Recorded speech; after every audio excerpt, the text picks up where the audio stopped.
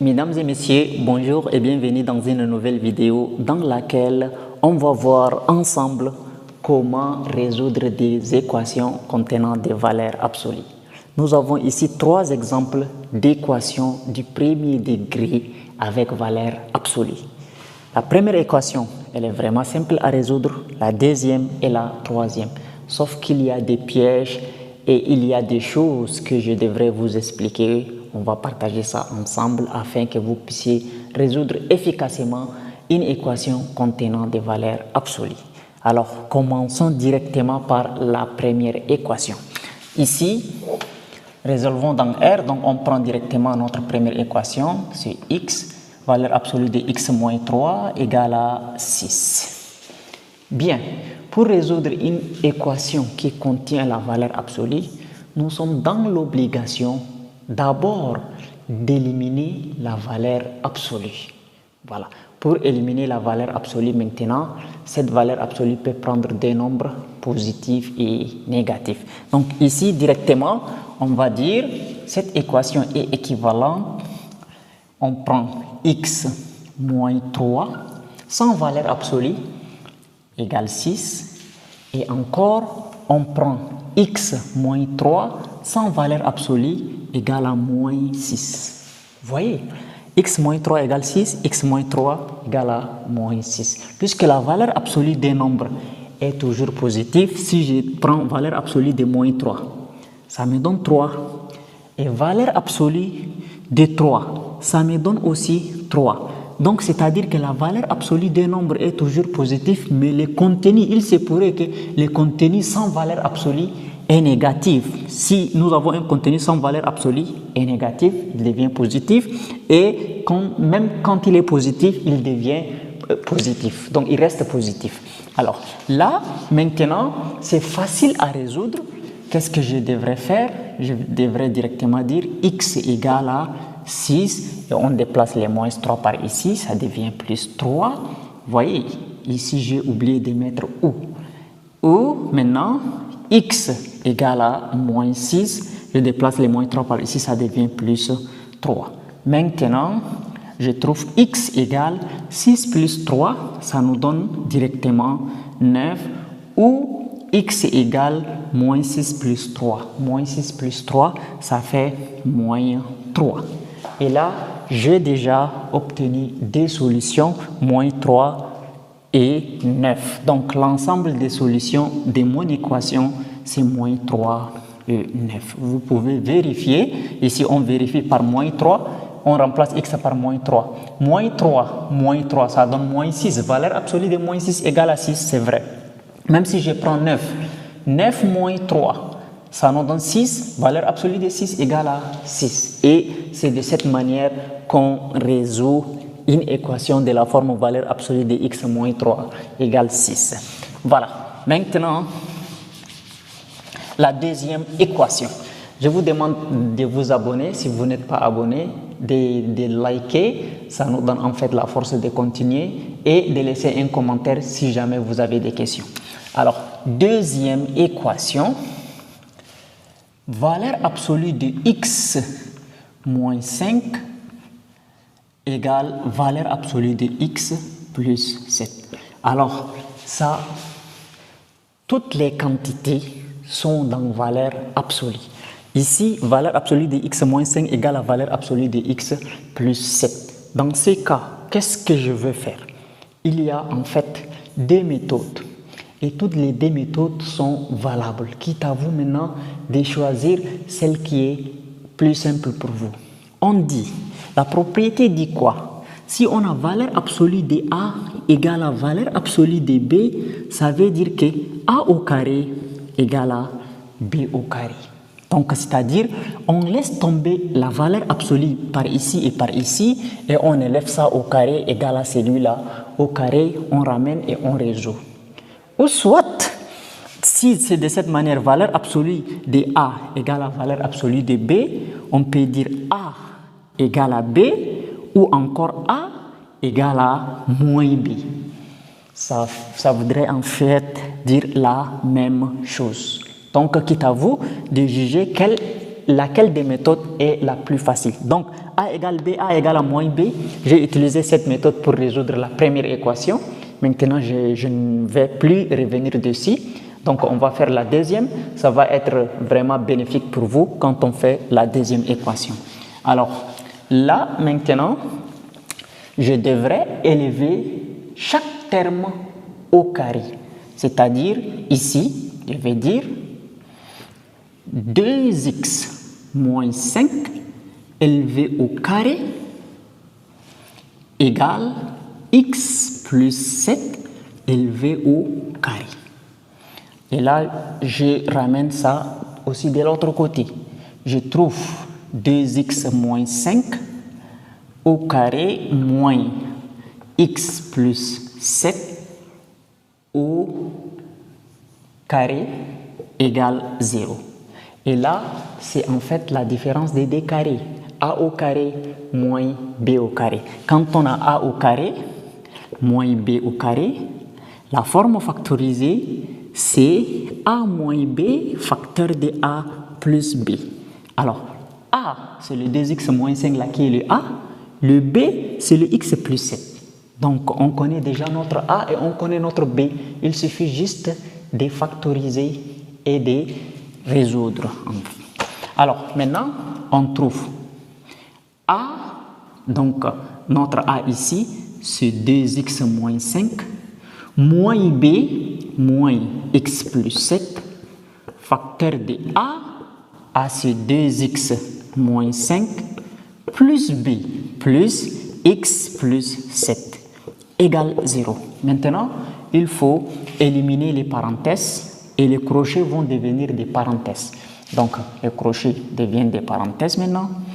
2x moins 5, j'écris 2x moins 5, et maintenant les moins multiplient. Moins fois x, ça donne moins x, et moins fois plus, ça donne moins 7. Facteur, ici on a 2x moins 5, et plus fois x, ça donne plus x, plus 7, égale 0. Donc, il faut encore réduire. On trouve 2x moins x, ça fait x, et moins 5 moins 7, ça fait moins 12. Facteur. 2x plus x, ça fait 3x, et moins 5 plus 7, ça fait plus 2 égale 0. Alors, qu'est-ce que je vais faire maintenant? Si on a un produit de facteur égal à 0, c'est lorsque le premier facteur égal à 0 ou le deuxième facteur égal à 0. Donc, ceci veut dire que x moins 12 égale 0 ou 3x plus 2 égale 0. Donc, il faut résoudre. Ici, x est égal à 12, x, le moins 2 se déplace, et le moins 12 se déplace, ça devient plus 12, ou encore 3x est égal, et maintenant le moins 2 se déplace, le plus 2 se déplace, ça devient moins 2. Par la suite, qu'est-ce qu'on va avoir? On va avoir x égale à 12 ou x égale à moins 2 tiers. Et l'ensemble des solutions, c'est moins 2 tiers et 12. Voilà, moins 2 tiers et 12 sont considérés comme des solutions pour notre équation. Passons maintenant à la troisième équation. Donc, permettez-moi d'effacer tout ça.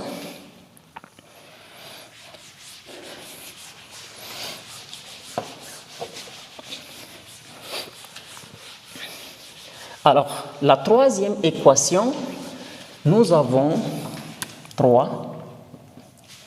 5x moins 6, valeur absolue de 5x moins 6, moins 3x égale 2. Wow!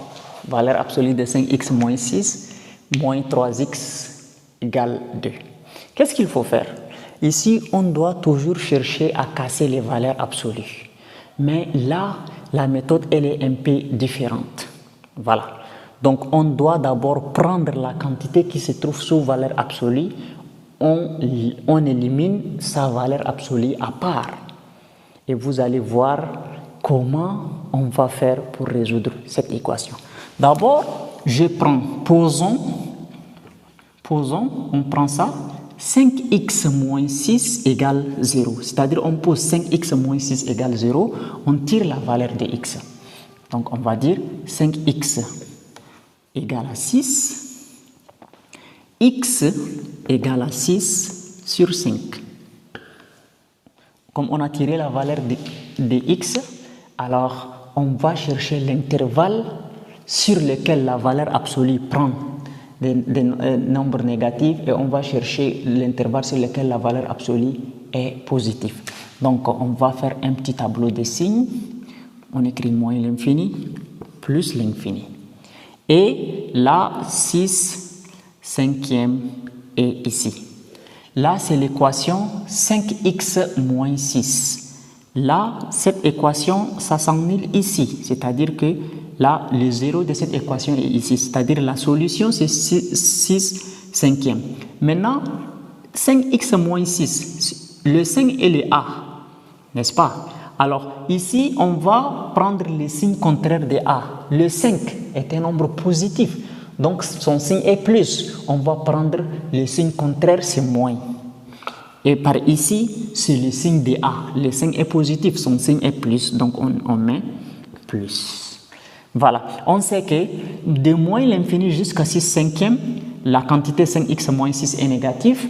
Et de 6 cinquième jusqu'à plus l'infini, la quantité 5x moins 6, elle est positive. Qu'est-ce que cela veut dire? Donc, on va écrire nos équations. On va dire, quel que soit x appartient à l'intervalle allant de moins l'infini à 6 cinquième, voilà. Et donc, notre équation devient quoi? On va écrire notre équation. Donc, la quantité qui se trouve dans la valeur absolue, on va la multiplier par un signe moins. Donc, vous allez voir que ici, quel que soit x appartient à l'intervalle allant de moins l'infini jusqu'à 6 cinquième. Donc, il y a un signe moins. Donc, je multiplie tout ce qui se trouve dans valeur absolue par le signe moins qui est ici. Donc, moins 5x plus 6 moins 3x égale 2.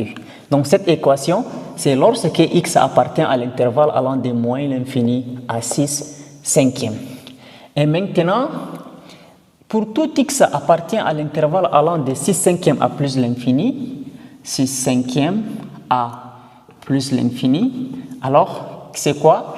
On va multiplier cette quantité par un signe positif. Donc ça donne toujours la même chose, plus 5x moins 6 fois plus, ça donne toujours plus 5x moins 6. Donc 5x moins 6, et on ajoute moins 3x égale 2. Donc ça, c'est lorsque nous sommes dans l'intervalle allant de 6 cinquièmes à plus l'infini. Donc je vais prendre ces deux équations-là, une accolade. Donc je vais dire moins 5x ici, moins 3x ça fait moins 8x, et plus 6 égale 2. Et ici 5x moins 3x ça fait 2x, moins 6 égale 2. On va se mettre à résoudre cette équation. Là, on va trouver moins 8x égale à 2, moins 6. Et ici, on trouve 2x égale 2 plus 6. Par la suite, qu'est-ce qu'on trouve? Moins 8x égale à 2 moins 6. 2 moins 6, ça fait moins 4. Ou encore, 2x égale à 2 plus 6, ça fait 8. C'est-à-dire que, ici je simplifie les moins, x égale à 4 sur 8. 4 sur 8, c'est égal à 1 demi. Ou encore, x égale à 8 sur 2. 8 sur 2, ça nous donne exactement 4. Donc, on a trouvé des solutions 1 demi et 4. Donc, l'ensemble des solutions, je peux l'écrire ici, si vous permettez, c'est 1 demi et 4. Voilà. Donc, il faut toujours préciser l'intervalle sur lequel notre équation est définie. Pourquoi je dis ça? Vous pouvez directement multiplier dans le premier cas par un nombre négatif, dans le deuxième cas par un nombre positif, vous voyez, et vous pouvez résoudre votre équation et vous pouvez avoir aussi la réponse. Mais la logique voudrait que vous définissiez d'abord l'intervalle de vos équations. Alors, ainsi, nous avons réussi à résoudre toutes nos trois équations dans R. Mesdames et messieurs, on est arrivé à la fin de cette vidéo. Merci de nous avoir suivis jusqu'à la fin. Abonnez-vous, activez la cloche des notifications afin de ne plus rater nos prochaines vidéos. Merci.